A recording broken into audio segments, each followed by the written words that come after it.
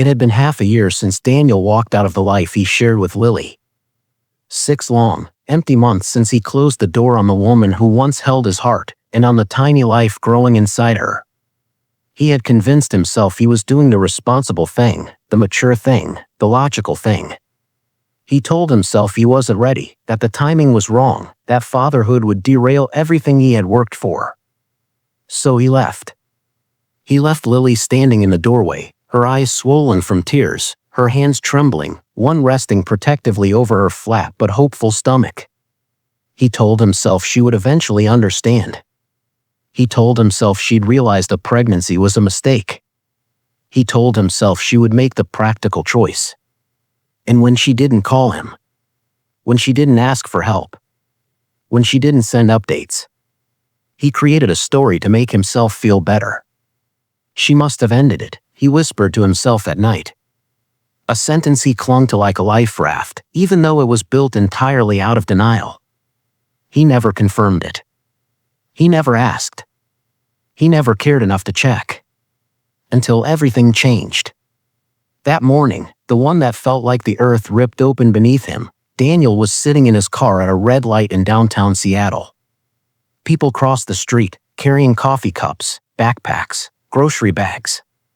Just another ordinary day. And then he saw her. Lily. Her walk was slower now.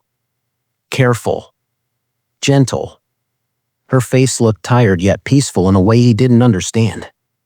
Her sweater stretched softly around something he couldn't ignore. Her belly. Round. Full. Evidently carrying a child who was due soon. His child. Time froze. His throat tightened. His chest caved inward. She hadn't ended the pregnancy. She had carried their baby alone for 8 long months, while he went to brunches, business trips, gym sessions, dinners with friends, pretending nothing existed. All the excuses he had used to justify walking away evaporated in one crushing instant. The light turned green, cars honked behind him, but Daniel couldn't move. He pulled over and sat in his car, breath shaking, reality circling him like a storm. He was going to be a father. And he had abandoned both mother and child. As the truth settled into him like a weight he could barely hold, Daniel realized this wasn't just regret, it was shame. Shame so deep it hollowed him out. Shame so heavy it made it hard to breathe. He had told Lily he wasn't ready for a child, but he had never acknowledged the uglier truth. He wasn't ready to face himself. For days he tried to shake the image of her walking across that street, her arms wrapped around her belly like a shield. But it haunted him. It replayed constantly. He couldn't escape it. He drove past her house twice, then 3 times, then every night, parking blocks away so she wouldn't see his car. He wanted to knock. He wanted to say something, anything, but shame pinned him down every time. Eventually, unable to bear the guilt any longer, Daniel called Lily's sister, Hannah.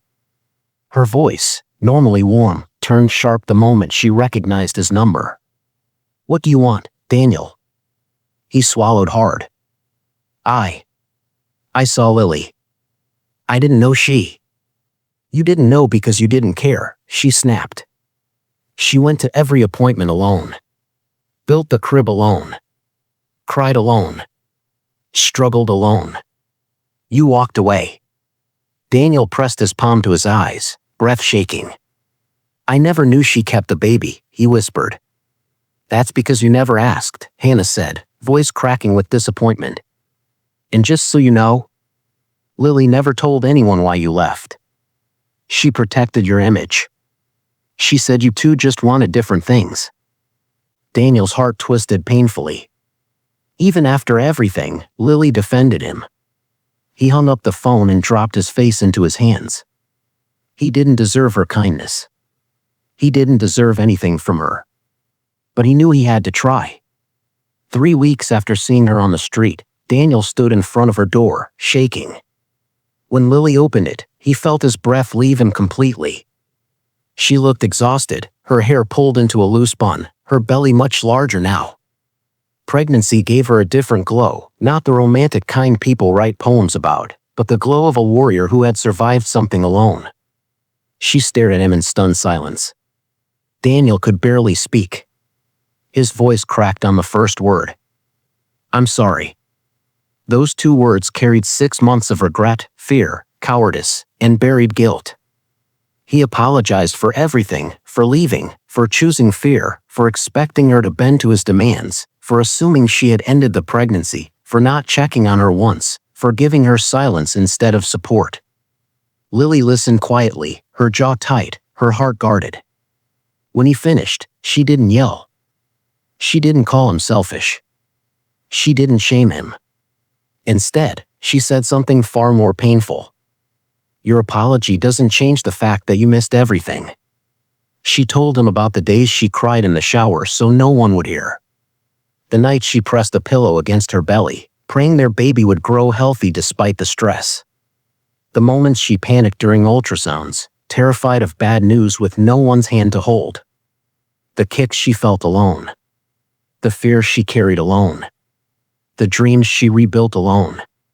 She wiped a tear from her cheek and continued softly, "You left when I needed you most. You left when our baby needed you most." Daniel bowed his head, knowing she was right. Still, he asked the question that had been burning in him since that morning at the stoplight.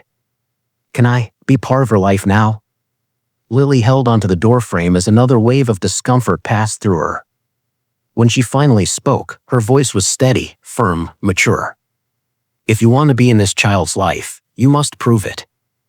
Not to me. To her." She told him she had a doctor's appointment in a few days. "If you show up, maybe we can talk about next steps.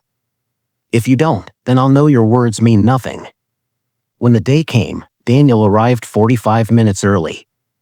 He sat with his hands clasped, bouncing his knee, terrified she would think he wasn't coming. When Lily walked into the clinic and saw him, something shifted in her expression: surprise, uncertainty, maybe the first crack in the wall she had built around her heart. During the appointment, the doctor placed a Doppler on Lily's belly, and the room filled with a fast, steady heartbeat. Their daughter's heartbeat. Daniel gasped. For the first time, the reality of fatherhood didn't terrify him, it humbled him. He stared at the ultrasound screen, watching his daughter stretch a tiny leg, her little fingers curled like seashells, her profile forming clearly. He whispered, "She's beautiful." Lily didn't respond. She just watched him carefully, the way someone observes a stranger who might break something fragile. She invited him to the next appointment. He came early. Then the next one. And the next. He never missed a single one. He didn't ask for forgiveness. He just showed up. Quietly. Consistently. Without demands. Without expectations. When Lily went into labor in early October, she called him, not because they were healed, but because he was the father, and he deserved to know. Daniel rushed to the hospital and waited in the waiting room for 14 hours. He didn't assume he belonged in the delivery room. He didn't attempt to push past boundaries. He simply waited, pacing, praying, replaying every terrible choice he made. When Lily's sister finally came out and said, "She's here, a healthy baby girl," Daniel broke down right there in the hallway. He would never get back those months he missed. But maybe he could still be someone worthy of this tiny miracle. The next morning, he walked into Lily's hospital room carrying flowers for her and a stuffed elephant for the baby. Lily lay in bed, exhausted but glowing in a quiet, peaceful way. She held a small bundle wrapped in a soft blanket, their daughter. When she looked up at Daniel, her eyes softened just a little. "Would you like to hold her?" she asked. It took him a moment to find his voice, and when he did, it cracked with emotion. "Yes," he whispered. "Please." When Lily placed their daughter in his arms, something inside him shifted in a way he couldn't explain. Emma's tiny lips, tiny eyelashes, tiny fingers, everything about her was delicate, perfect, miraculous. He realized with a gut-wrenching twist that if Lily had listened to him, if she had made the choice he pushed for, this beautiful little girl wouldn't be in his arms at all.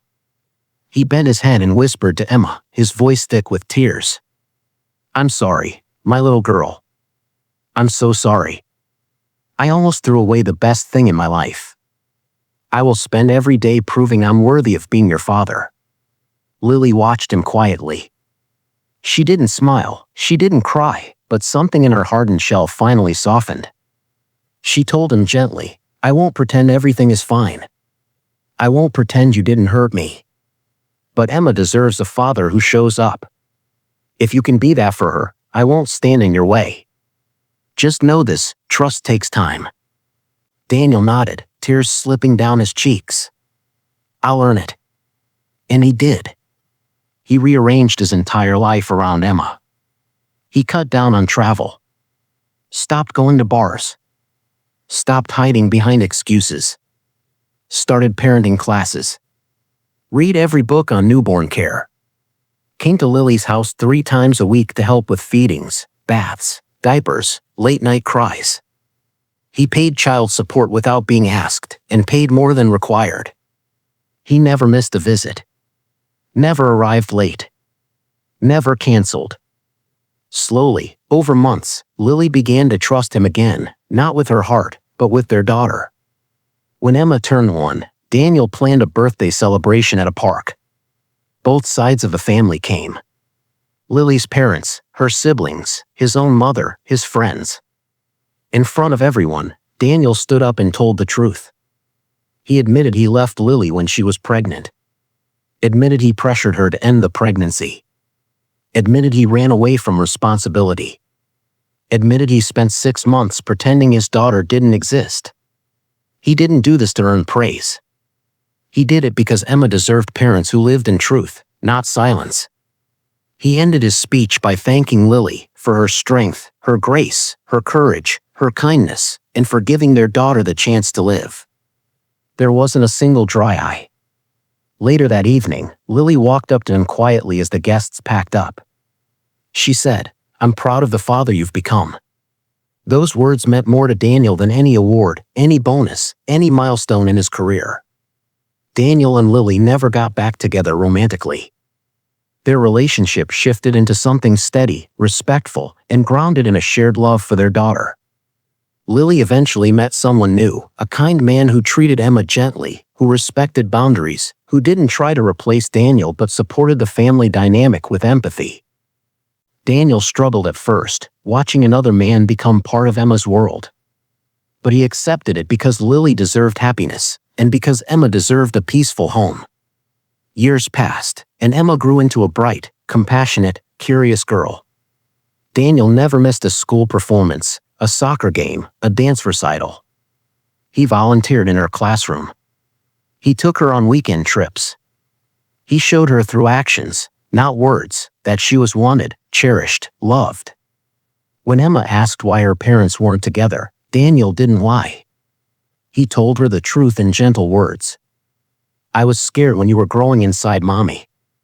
I made mistakes. But the moment I met you, I knew I wanted to be better. And I've tried every day since." And Emma, with the simple innocence of a child, wrapped her arms around his neck and said, "I'm glad you're my daddy." On her 10th birthday, as she played in the backyard with her friends, Daniel sat beside Lily on the porch steps. He looked at his daughter laughing under the sunlight and whispered to Lily, "Thank you for not listening to me. Thank you for giving her life. I think about it all the time, how close I came to losing her." Lily exhaled slowly, her eyes soft. "Keeping her was the hardest thing I ever did," she said. "And the best thing I ever did." She turned to him. "You've forgiven yourself, right?" Daniel shook his head.